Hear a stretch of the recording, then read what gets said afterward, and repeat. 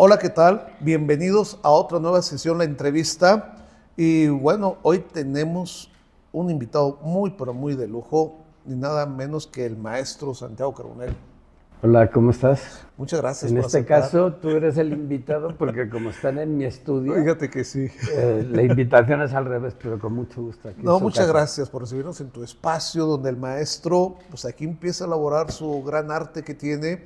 Y antes de entrar en materia de platicar con él, les voy a, como siempre, a leer un poco la trayectoria, la semblanza de lo que es el maestro Santiago Carbonell. Él es un pintor realista ecuatoriano-español, nacido en Quito en 1960. Después de vivir en Ecuador, España y Estados Unidos, emigra a México en 1986, donde reside actualmente en la ciudad de Querétaro.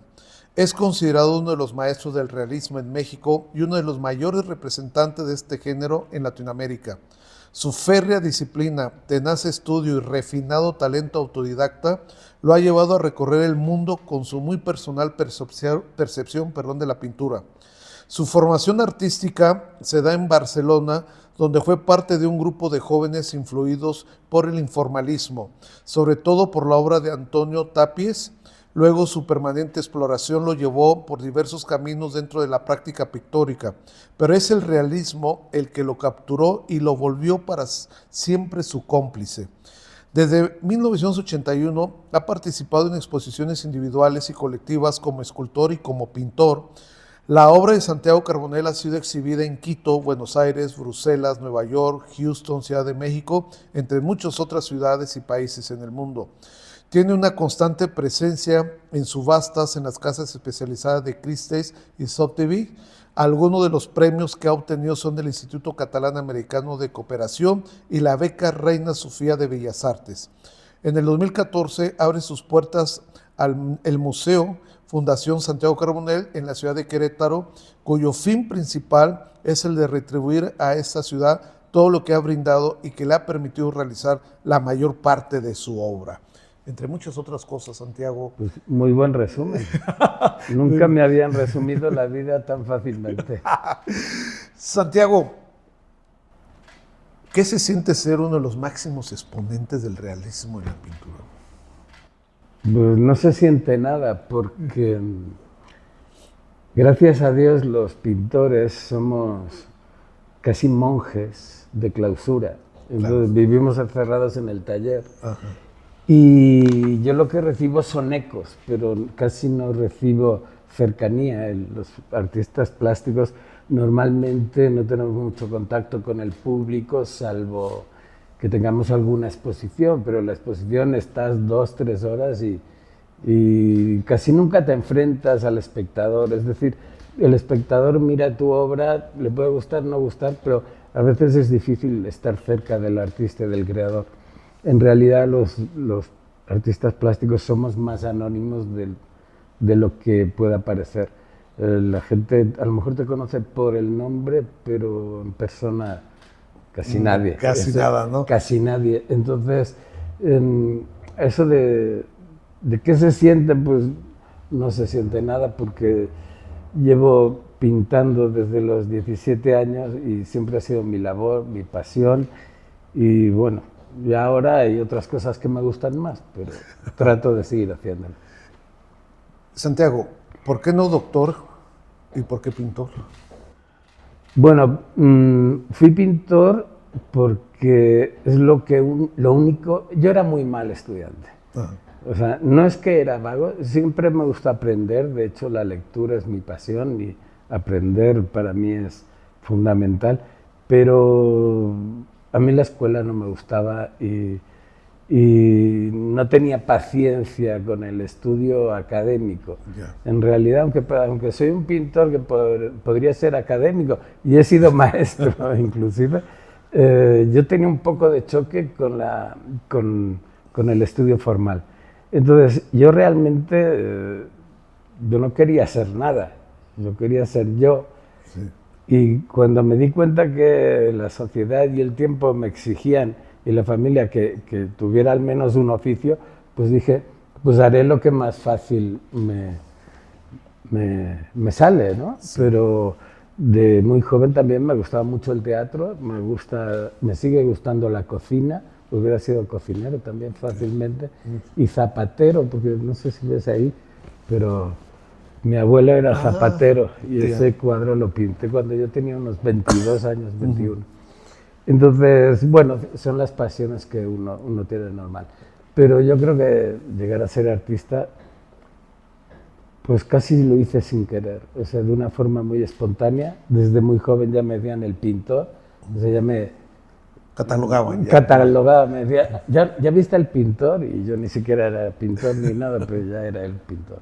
Algo muy interesante que tú marcas y que sucede mucho en la vida de muchos jóvenes que ya traen un talento, ya traen una genialidad y que realmente pues en la escuela no hay por qué sobresalir, ¿no? Simple y sencillamente ya tienen esa necesidad de empezar a lo que su mente lo está llamando, ¿no?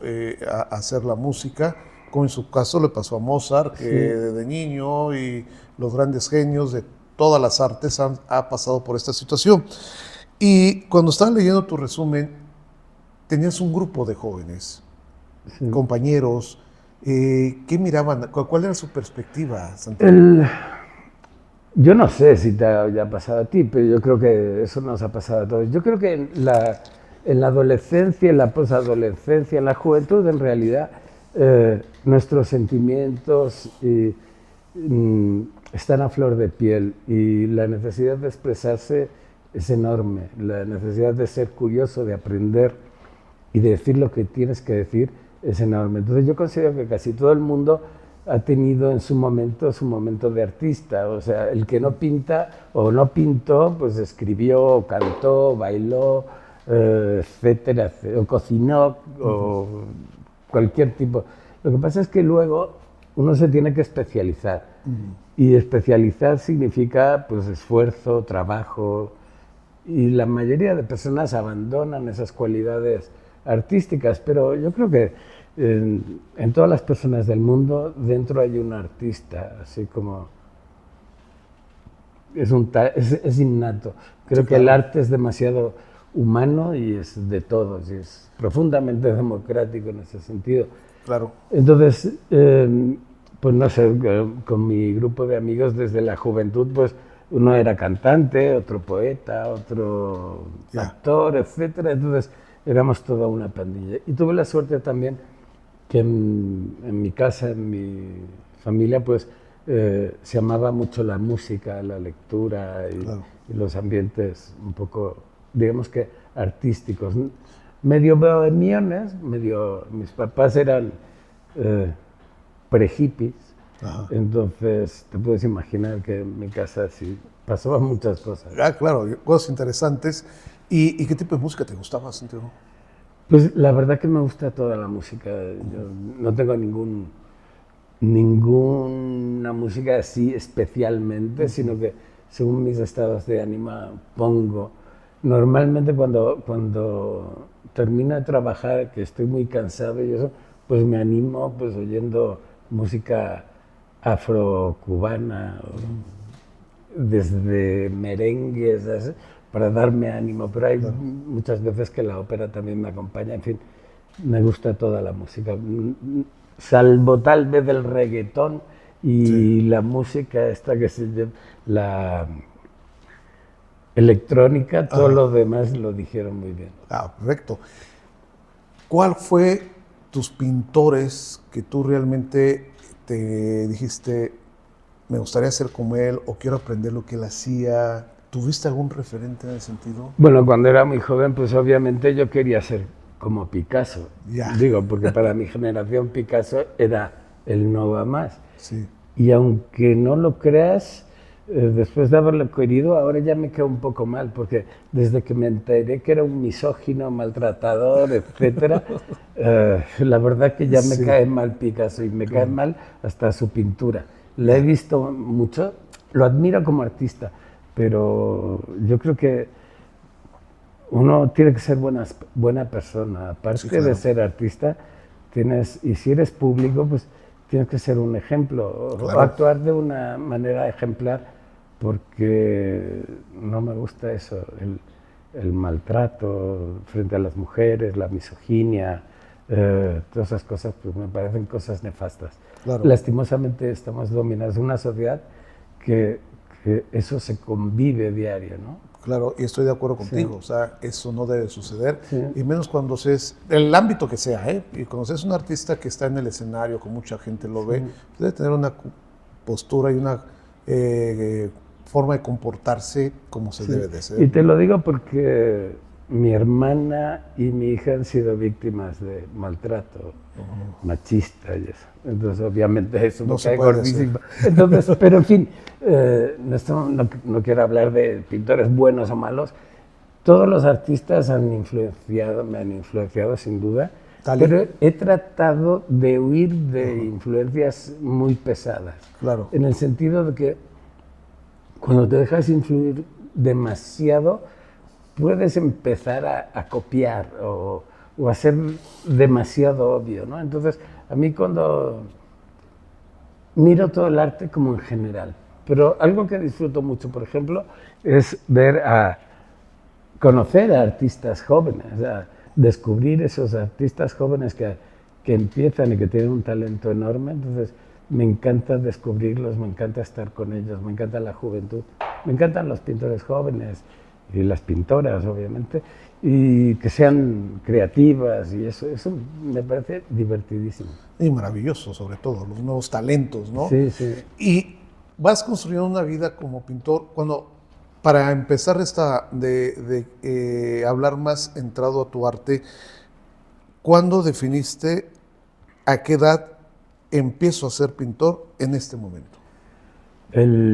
Cuando tenía 17 años me invitaron a una exposición, yo no sé qué hacía ahí, Sí. por un conocido que me dijo, hay una exposición colectiva, ¿quieres entrar?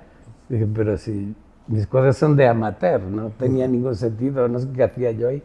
Pero este amigo mío, pintor, me dijo, éntrale, que no pasa nada. Pues tuve la suerte que en mi primera exposición colectiva vendí mi cuadro. Ah, mira. Entonces, lo vendí como en 3,000 pesos. Más o menos. Allá, Sí, en Barcelona. sí. ¿Sobre qué era tu cuadro? ¿Qué era la temática? ¿Qué habías pintado? Era una paloma muy inspirada sí, en esas palomas de Picasso. Ajá. Y bueno, lo vendí en 3,000 pesos. Entonces mi papá, que como buen catalán, codo y así, y un hombre muy práctico, me dijo, oye Santiago, ¿cuánto te tardaste en pintar el cuadro? Le dije, 1 hora y media. ¿Y ganaste 3,000 pesos? Ya tienes oficio. Ya no te voy a dar un peso más nunca más. De Dije, plano. bueno, pues de plano. Pero tuve la suerte de que me puso un pequeño estudio Ajá. en la casa y desde ahí, Comenzaste a pintar. comencé a pintar todos los días. Y empezaste a vender tus cuadros. Empecé a trabajar muy joven ya con galerías de arte. Primero, obviamente, de una forma casi amateur en exposiciones colectivas, Claro. casas de culturas, así. Y me empecé a llevar con otros artistas, casi siempre mucho mayores que yo. Y empezó mi carrera. Y luego tuve la suerte tendría como unos 20 años, 21. O sea, si pasaba miserias, no creas Sí. que... Sí, claro. O sea, como buen artista, sí las pasé un poco duras, pero tuve la suerte de empezar a trabajar con galerías de arte y desde entonces hasta la fecha. Ah, ok. ¿Tus primeros cuadros ya marcaban el hiperrealismo, Santiago? ¿O cuándo empezaste No. a descubrir? Ahí no tengo colgado aquí ninguno, pero tengo unos allá abajo. Sí. Hice como una puntera media surrealista. Ajá. Bueno, primero un poco influenciada por Picasso, te dije, y cubismo y eso. Luego me fui más hacia el surrealismo, luego hice pintura abstracta, te digo, como Tapias, el informalismo, todo eso. Sí. Era lo que estaba de moda cuando yo estaba muy joven. Pero yo sabía dibujar muy bien y yo decía, ay, pero si abandono el dibujo, me voy a olvidar de dibujar. Sí. Y era lo que yo sabía hacer muy bien. Entonces dije, ¿y qué tal? Y justo hubo en el 1976 hubo una exposición en Kassel, en Alemania, Documenta, donde se presentaron las primeras pinturas hiperrealistas en el mundo, que los americanos eran de artistas norteamericanos, y tuve la oportunidad de ver algunas en Barcelona y yo dije, yo soy de aquí, yo quiero hacer esto. Claro. Después me desengañé del hiperrealismo en el sentido de que el hiperrealismo viene más de la cultura pop y yo no soy muy pop, y era la reproducción de imágenes casi fotográficas, ¿no? Sí. Donde el artista no tenía mucho que hacer, ni que... De hecho, de eso se trataba, de que el artista no se vea la mano del artista, y el uso del aerógrafo y recursos así casi publicitarios. Entonces me desengañé un poquito de ese estilo, pero sí entendí que dentro del realismo y del realismo clásico, de la pintura de tradición, pues siempre va a haber algo que expresar, decir, que expresar, ¿no? porque es como un medio. Digamos que yo podría ser, en todo caso, haciendo un paralelismo con la música, pues yo sería un músico de orquesta clásica, o de música barroca. Sí. Entonces, obviamente, pues yo no sería un rockero, ¿no? Por supuesto que no, ni un artista pop, pero sería como un músico de cámara, ¿no? Claro. Entonces, esa es mi vocación, ser un pintor de cámara. De cámara, música de cámara. Como la música de cámara. Santiago, entonces tú descubres el hiperrealismo en una exposición, lo que nos has platicado, y empiezas a hacer tus primeros cuadros. ¿En qué año? ¿A qué edad tenías cuando empiezas Sí, pero a experimentar? te digo, a los 17 años empecé a... No, pero del hiperrealismo. Del hiperrealismo como a los 21. Mira, ese tenía 21, 22. ¿Es el de tu abuelo? ¿O cuál? El cuadro del Zapatero. El Zapatero, eso se pueden enfocar, chicos. Ese autorretrato mío también, yo tenía como unos 22. ¿Ah, ese eres tú? Sí, ahí tenía como unos 23. Ya. Ese es mi papá. Sí. Que murió de 90 años, pero ese se lo hice hace, no sé, yo tendría unos 23 años, más o menos. Bueno, entonces sí era muy chavo, sí. Entonces, empecé muy joven, muy joven. Sí, claro. Comienzas a hacer tu solo hiperrealismo. ¿Vas a Estados Unidos? Sí, bueno, viajé mucho por toda Europa, desde Francia, Alemania, Italia. Me recorrí casi toda Europa, pero siempre tuve un amor especial por Italia. Y donde iba muy a menudo, porque tenía unos buenos amigos allí, cerca de Venecia. Entonces la pintura italiana me marcó a mí profundamente, desde muy joven. ¿Qué tipo de pintura? ¿Desde el Renacimiento? Del Renacimiento sobre todo, ¿no? ¿Y cuál era tu pintor favorito de esa época? Digo, es que me gustan todos, pero digo, desde Leonardo, Rafael, los de siempre. Sí. Vamos, los que le gustan a todo el mundo, esos me gustaban a mí, más algunos otros que iba descubriendo, pero para mí Italia me marcó. Y después ya de más grande tuve oportunidad de irme a vivir. En el año 2000 me fui con toda la familia a vivir a Florencia por 2 años. Y también estuvo muy divertido. Bueno, entonces de ahí tuve la oportunidad de empezar a trabajar con una galería en Estados Unidos, que era una galería que estaba en Nueva York, Miami, Minneapolis, Houston, y me fui a vivir allí y estuve trabajando con esta galería, pero la verdad a mí Estados Unidos no me gusta. Sí. No me gusta, me cuesta, y siempre me costó, a pesar de que tenía novia y todo. Sí.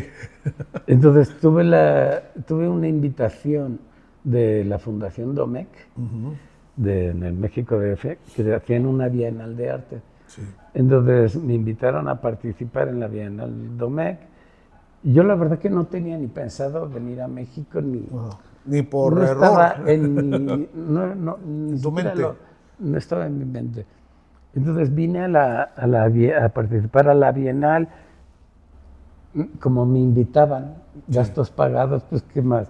Y yo que tenía 26 años y sin un peso en la bolsa, pues algo invitado, pues yo feliz, ¿no? Entonces me vine y llegué, el primer día que llegué al DF, yo no conocía a nadie, absolutamente a nadie en México. O sea, cuando digo a nadie, no tenía ni a quién llamarle. Sí. Salvo a la gente que me invitaron. invitaron de eso, pero que no los conocía, era una fundación. Sí. Ese día llegué, al día siguiente, llegué a las 8, al día siguiente se inauguraba la exposición. La exposición, me fui y esa noche acabé a las 5 de la mañana. Y yo dije, de aquí soy. Encontré mi lugar. Uh-huh. Entonces, desde ese día, porque ese día ya hice amigos, ya sabes. Sí. De eso, y me encantó. Y yo dije, ¿qué hago en Estados Unidos? México es padrísimo. Y como yo trabajaba con una galería de allá, me daba igual, era lo mismo mandarlos y ya está. Pero vivir aquí. Llegaste al DF. Sí. ¿Y del DF cuándo llegas a Querétaro? ¿Y por qué Querétaro? Porque de esta exposición conocí a un galerista que se llamaba Enrique Beraja, que tenía una galería muy famosa que se llamaba Galería Misrachi, en la zona rosa. Sí. Y me dijo, Santiago, quiero que me pintes unos cuadros porque tengo clientes que les va a encantar lo que tú haces. Y dije, sí, perfecto, ¿no? O sea, siempre ganarse unos pesitos no está nada mal. No está mal. Entonces, pero obviamente no tenía dónde pintar. Pues conocí en uno de esos días a un señor y le platiqué de que la galería quería unos cuadros míos, pero que yo estaba aquí de vacaciones, que en un hotel no podía pintar. Sí. Me dijo, pues vete a Querétaro, tengo una casa vacía. Entonces me vine a la casa vacía de este señor. ¿Que está en Jurica, pero no estaba vacía. Me dijo, ya el señor luego me dijo, bueno, vacía no está, pero hay unos estudiantes y así. Dije, ¿qué me importa? Sí. Yo me meto en cualquier cuchitril. Sí, y empiezo pues, a todo. Llegué, toqué, y la que me abrió es la que es mi mujer. Entonces ya no desaprovechaste el tiempo. No, fue todo demasiado rápido. Sí. Extraordinario. Ok, empiezas a pintar. ¿Te gusta Querétaro? ¿Por qué te quedas en Querétaro? ¿Por qué no el DF? Primero, por el amor. Ajá. Segundo... Eso es clásico, chicos. ¿Eh? Sí. Eso es normal. El amor es el motor de todas las cosas. Ajá. Segundo, porque yo soy medio, como dije, medio monje. Ajá. Entonces, yo soy muy fiestero. No sé si te hayan dicho o no. Bueno, no. Ya no tanto, pero era. Ajá. Era me encantaba la fiesta y así. Entonces, a mí las ciudades grandes lo que me hacen es me distraen demasiado. Ya. Entonces, para poder trabajar necesito que no estar distraído. Ya. Porque si a mí sí me dices, vámonos a echarnos unas cheves y luego no sé qué, vamos. Yo feliz, vámonos a bailar, vámonos a la playa, yo a todo digo que sí. Sí. Yo soy de la filosofía de a todo sí. Claro. Lo que me digas, a todo sí. Okay. Entonces, pero claro, necesitaba un lugar que esté más tranquilo. Y Querétaro no era tranquilo, era mega tranquilo. Hiper tranquilo en esa época. Qué bruto. Yo digo que era una ciudad bicicletera y siestera, donde solo te daba ganas de dormir. No, y como tú le dices, hiper, y sobre todo... No había nada. Yo llegué en el 82 a Querétaro a estudiar al conservatorio, tenía 15 años y no había nada en la noche, a las 9 de la noche todo el mundo estaba cerrado. Y uno veía pasar a las religiosas caminando por Querétaro, a los sacerdotes todavía con sus túnicas, todo ese tipo de cosas. Y era una ciudad encantadora, ¿no? Y sigue muy siendo, tranquila, muy bonita. Sí, y nada que ver ahorita. Bueno, había mucho en Pueblo Pequeño, Infierno Grande. Infierno Grande, eso sí es cierto. Yo te digo, con los pocos artistas que habían, te podría decir, 4 o 5 pintores habría, máximo. Éramos pachangueros, en serio, ¿eh? Sí. O sea, sí, disfrutábamos. ¿Eh? Como en la música, ¿no? Era el conservatorio y lo que estaba la Academia de Bellas Artes. Querétaro. Pero en Querétaro explota Santiago Carbonell, ¿no? Llegas Pues, a... en realidad mi carrera no la hice aquí. Ajá, pero La empiezas hice a dar a conocer, ¿no, Santiago? Pues en realidad no, ¿No? porque, a ver, en Querétaro el primer museo, más o menos como para exponer decente, Ajá. fue el Museo de Arte, que estaba recién abierto, Sí. pero fue ya en el 88, por Sí. ahí. Creo que en el 80, también en el 88 se abrió la Galería Libertad, Sí. 89. No, un poquito más. 89. Por ahí. 89, no. Te digo porque, bueno, sí, 89, Sí. por ahí. Bueno, Ajá. entonces, pero una cosa es de que se abra un lugar y otra cosa es que haya ambiente, Sí. o que alguien te compre un cuadro, o que, Sí. o sea, no había nada, la verdad. Pero yo ya trabajaba en México DF Sí. y luego empecé a trabajar con una galería internacional que se llamaba Praxis, que estaba en Nueva York, Buenos Aires, Sao Paulo, México DF. Entonces, y trabajé mucho con ellos casi durante 20 años Ya. y sí, me recorrí medio mundo. Tus obras han recorrido muchas partes del mundo, Santiago. Sí. Eh, Más que yo. Eso sí.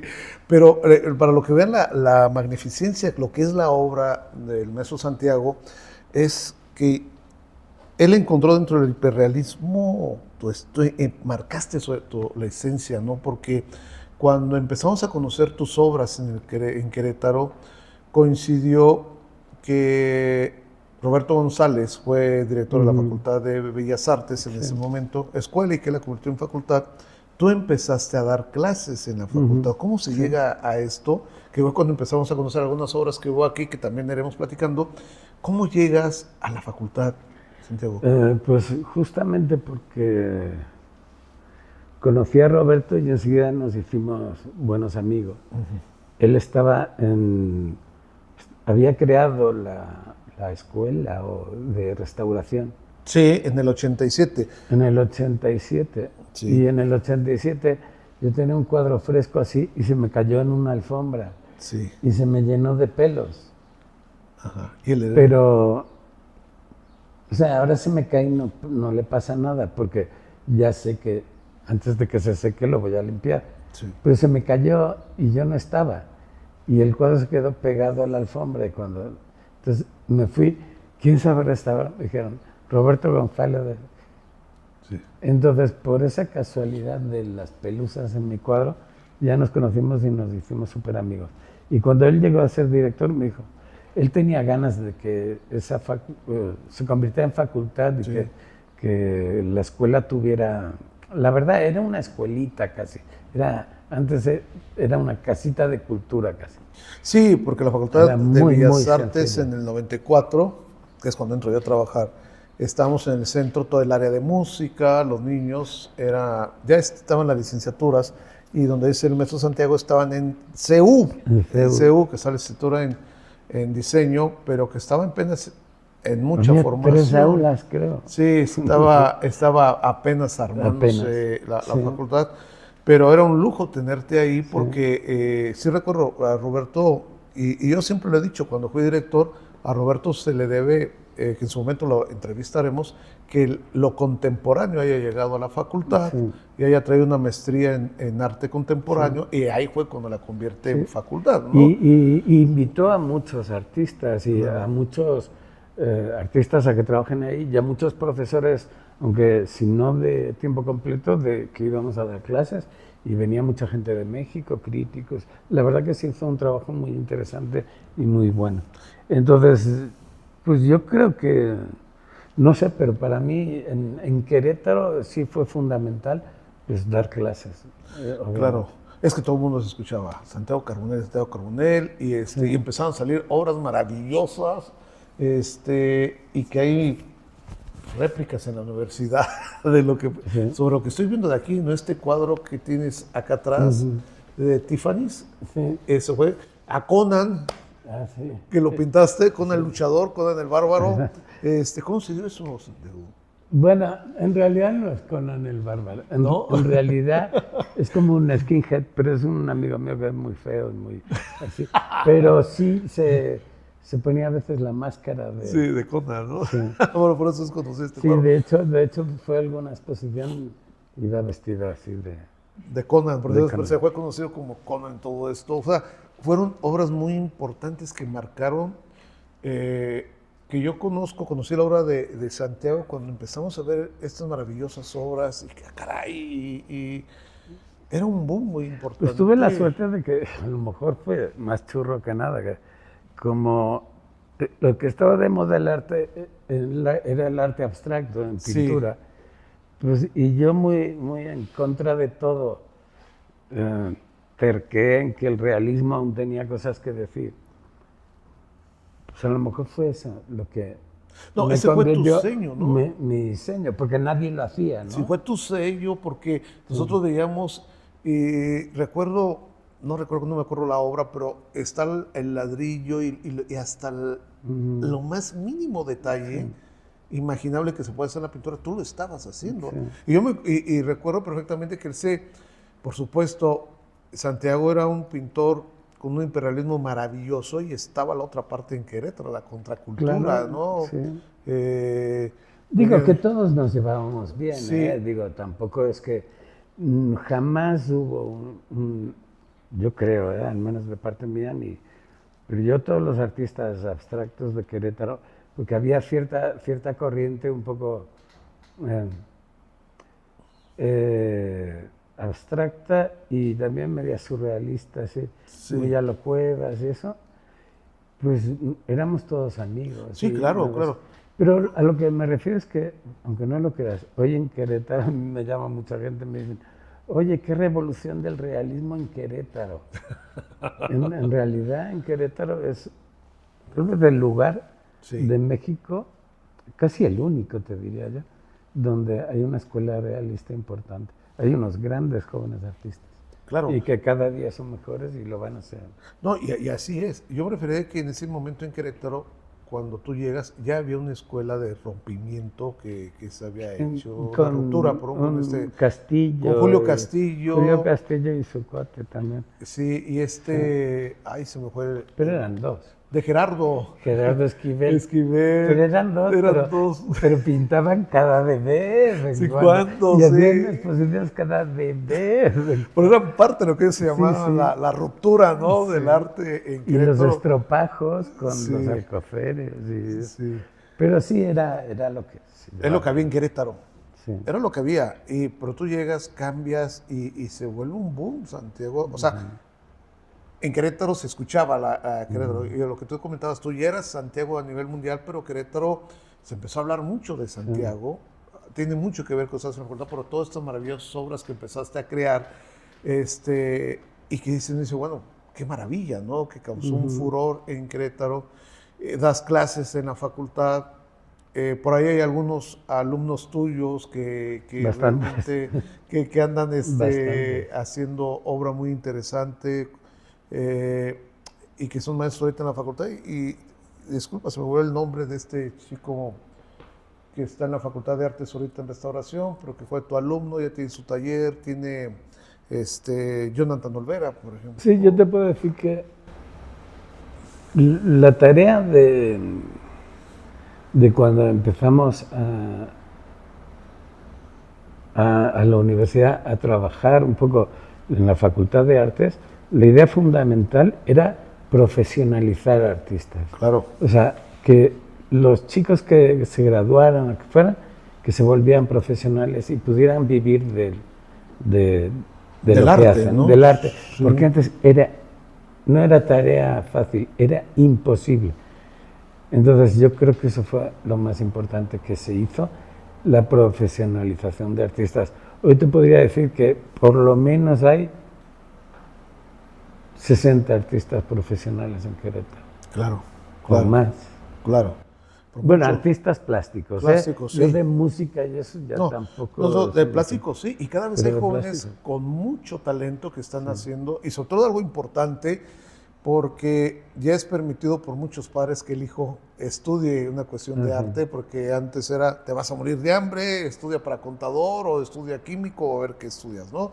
Pero hay una cantidad importante de muchos talentos que van haciendo pues, sus ideas, plasmar lo que ellos creen que puede ser algo diferente, que son jóvenes que te admiran mucho, que algún día quieren llegar a ser como tú, que eso es, pues es normal, ¿no? Yo les digo, hay una anécdota de un músico español, Manuel de Falla, Sí, gran compositor español. sí. Admiraba mucho al americano Gershwin Ajá.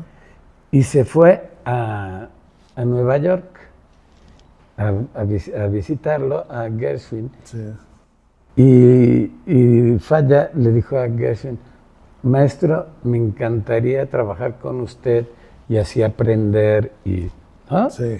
Porque le admiro demasiado.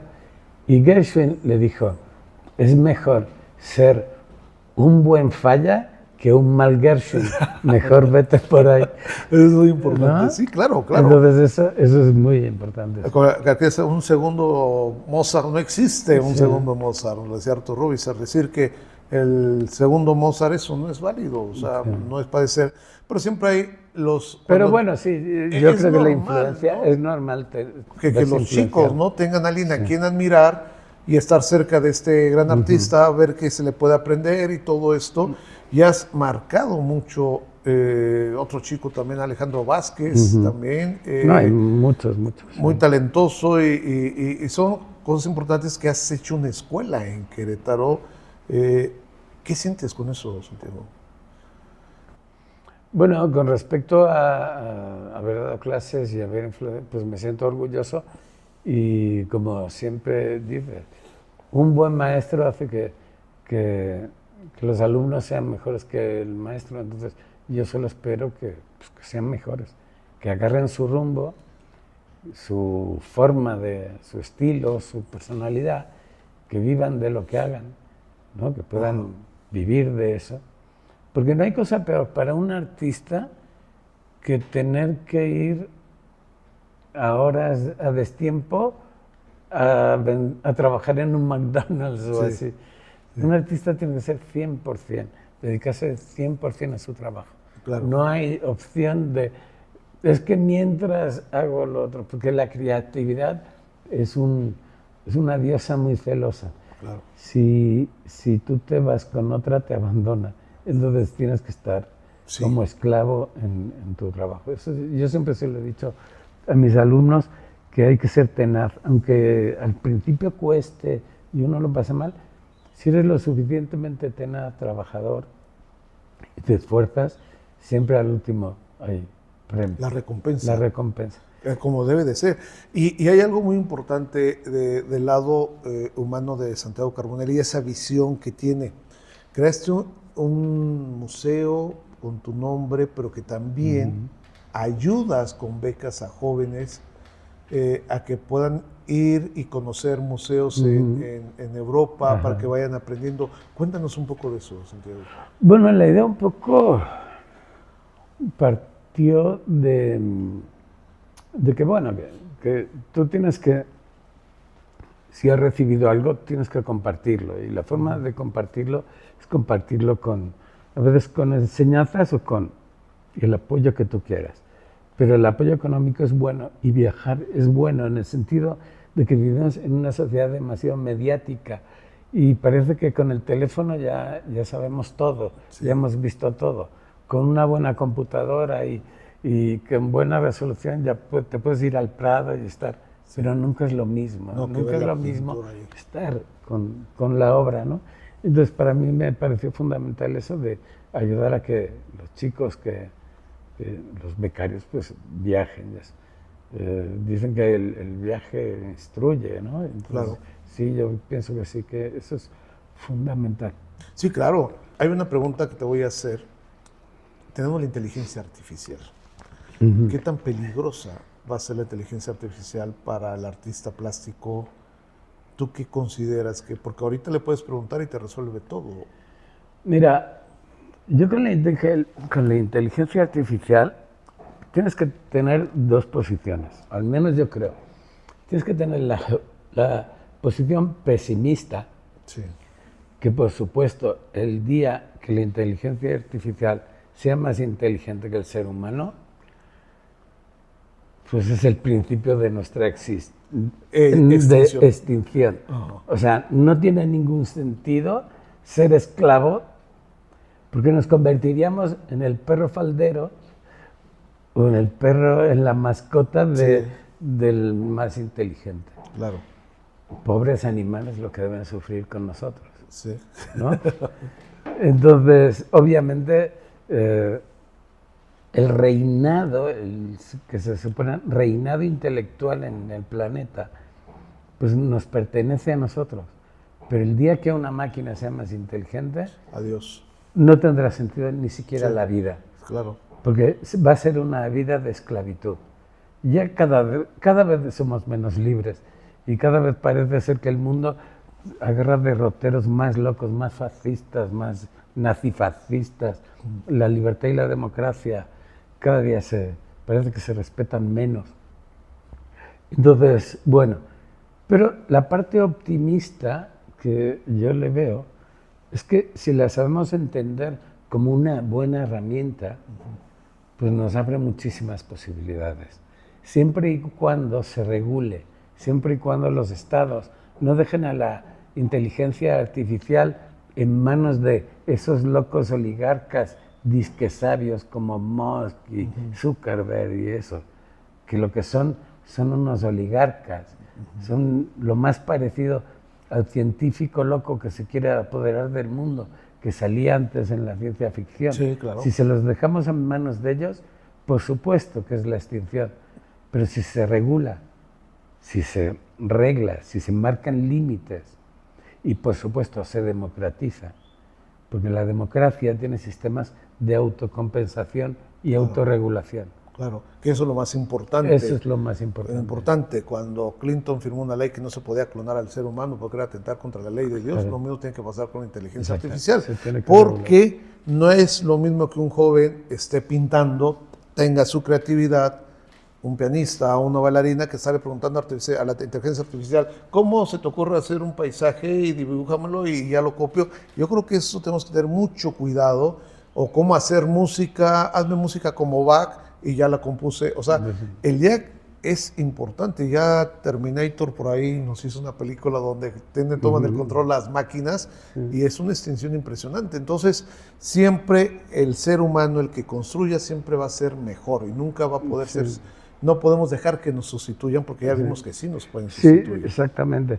Con respecto a las artes, yo amo las matemáticas, ¿sí? Me gusta mucho.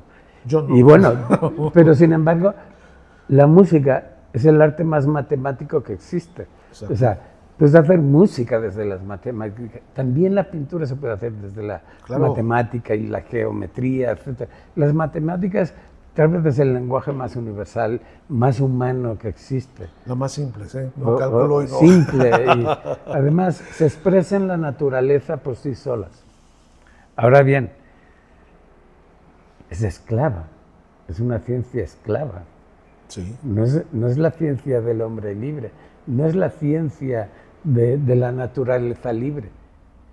Las matemáticas es el canon de existencia, cómo se expresan las cosas, la existencia real. Claro, claro. Pero es de la esclavitud. Sí. Entonces, ser esclavos de las matemáticas tampoco me gusta. No, pero yo soy esclavo de lo que hago. Lo que es, como siempre les he dicho, como es entre todas las personas, así como el maestro se considera un monje, de estar en su hábitat, estar horas pintando, igual pasa con la música, no estar, en mi caso el piano, estar sentado horas y horas y horas y que nadie me interrumpa y que nadie me hable. Eso es disciplina y eso para todos los jóvenes que quieran llegar a ser o sobresalir, necesitan dedicarle tiempo hasta encontrar su sello, Claro. ¿sí? Que eso es lo más importante. Una última pregunta, mi estimado Santiago. ¿A dónde va Santiago? Seguro que a la muerte. Lo que tengo 64 años y creo que bien me quedan No sabemos. decentes, 10 años. O 20 años. No, 20 ¿Cómo no. va el ser humano? O sea, Claro, y ahorita ¿cómo va la el calidad ser del ser humano Yo ya no va quiero mucho vivir más. 80 años ni de suerte, ni de ¿Dónde te casualidad. proyectas dentro de tu arte? ¿Quieres Bueno, experimentar algo nuevo? O... sí, digo, lo estoy haciendo. De hecho, tú Sí. lo viste ahora. Sí. Estoy haciendo una serie de cuadros. Tengo una exposición ahora en el Museo Barroco de la ciudad de Puebla. No sé si hayas ido, No, pero no, es el no. museo más hermoso de, no sé, de Latinoamérica, por supuesto. serio? Pero yo te diría que inclusive en Estados Unidos es difícil encontrar museos tan bien. Ah, mira. Lleva poco tiempo de inaugurado. Entonces es un super museo y me ofrecieron hacer una exposición, entonces voy a hacer me dieron 2 salas muy grandes, en una voy a hacer obra escogida que tengo guardada y la otra la voy a dedicar a una serie sobre las ficciones y las quimeras. Ya. Entonces la estoy preparando, estoy trabajando en eso. No quiero hablar mucho de eso porque Sí, claro. de eso. Pero ¿Cuándo va a ser esto? Perdón. en octubre. En Se inaugura octubre. como el 3 de octubre en Puebla y va a durar como 3 o 4 meses, 3 meses creo. Y bueno, y luego la voy a pasear por otros lugares de México y del exterior. Entonces, pero eso ya no es mi problema, ¿no? Lo importante es pintarlo, ¿no? Entonces Sí. llevo encerrado haciendo todos estos desastres. Llevo sin salir de casa como 4 meses. Haciendo No, toda la obra. Sí, ¿Cuántos cuadros son? 25. 25. Pero ya, como podéis ver, ya hay bastantes, ¿eh? Claro. ¿Pero cuánto trabajas diario, Santiago? Pues todos los días yo me levanto muy temprano. Me levanto como a las 3 de la mañana y trabajo de una sola hasta la 1:30 más o menos, que son 8 o 9 horas. 8 o 9 horas. Y a la 1:30 es mi hora de la cervecita. Ah, ok. Entonces Relax. me echo unas cheves, me voy a comer, Ajá. hago una siesta, luego regreso al estudio como a las 5:30 a preparar todo para que esté todo bien para el día siguiente. A las 3 A de la las mañana. 7:30 ya estoy muerto de sueño. Ahí le entro al vino tinto Ok. para que me ayude a relajarme Relajarte. más. ¿Cenas? Sí, Acostumbrado a ligero. cenar, ligero. Y ya te duermes y te levantas otra vez a las 6 de la mañana. Sí, Así 3, como 4 de obrero, la ¿no? mañana. Como obrero uno a darle, a Sí, talacharle. sí. Y me decías que estás experimentando algo diferente. Sí, me estoy vinculado más sobre la fantasía. la fantasía. La fantasía. Leí un libro de un escritor amigo conocido, que por cierto dimos una plática en el patio barroco, Jorge Volpi, no sé si Claro, lo ves, claro, por supuesto. con Jorge Volpi y Ignacio Padilla, los tres dimos una plática. Sí. Bueno, pero acaba sacó hace unos 6 meses un libro sobre la historia de la ficción Ya. y me marcó su libro.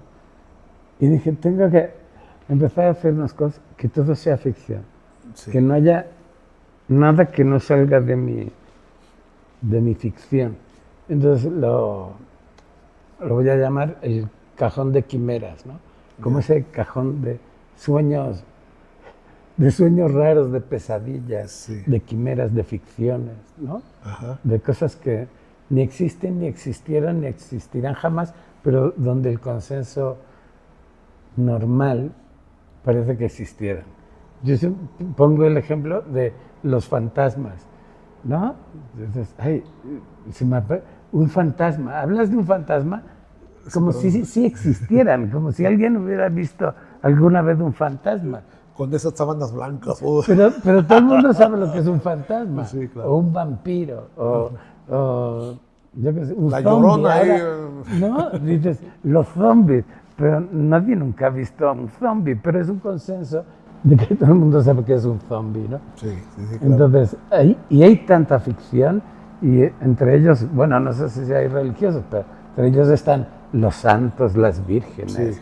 los ángeles, las potestades, yo qué sé, Sí. Cualquier cantidad de cosas. Sí, Entonces claro. dije, ay, no, pues, voy a jugar con eso. Con la fantasía. Con la fantasía, y con la ficción, con lo Claro. ficticio y con las mentiras.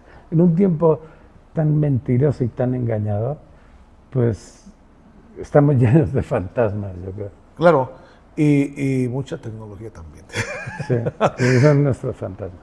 Santiago, qué un gusto que nos hayas abierto tu taller, donde aquí han salido estas maravillosas obras, donde creas toda tu genialidad.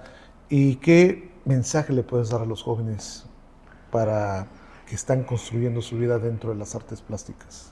Pues que se mantengan lo más jóvenes posibles, porque la juventud dura poco y se va como entre las manos, como arena entre las manos. Es casi intocable, pero mantenerse joven es ser curioso, ser atrevido, decir que sí a todo y nutrirse de experiencias vitales para que luego pueda tener algo que contar. Una vida intensa para que su trabajo también sea intenso.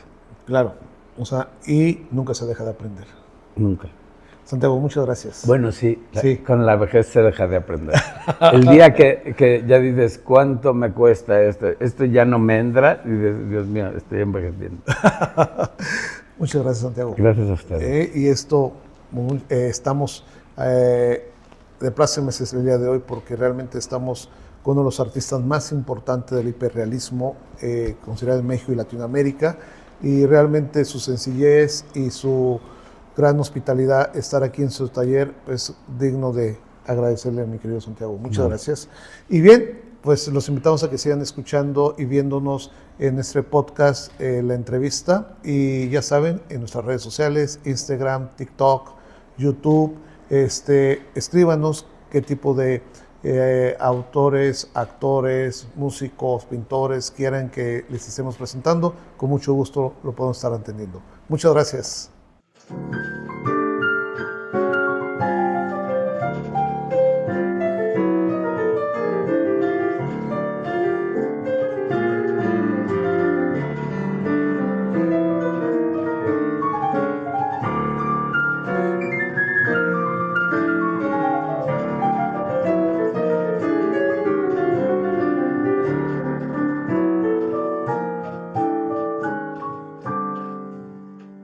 Esta es una producción del Centro de Estudios Críticos en Cultura Contemporánea de la Secretaría de Extensión y Cultura Universitaria para la Universidad Autónoma de Querétaro.